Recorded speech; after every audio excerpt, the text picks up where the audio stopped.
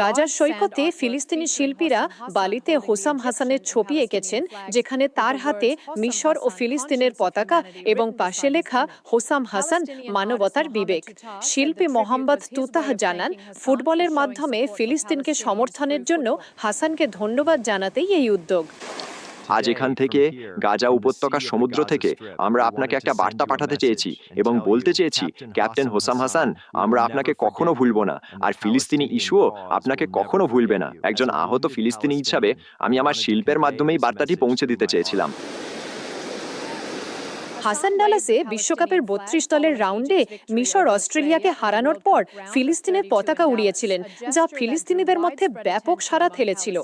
মিশরকে ফিলিস্তিনিদের কাছে তাদের ইস্যুর একজন প্রধান আরব সমর্থক হিসাবে দেখা হয় এবং গাজা সংক্রান্ত যুদ্ধবিরতির মধ্যস্থতায়ও মিশর গুরুত্বপূর্ণ ভূমিকা রেখেছে।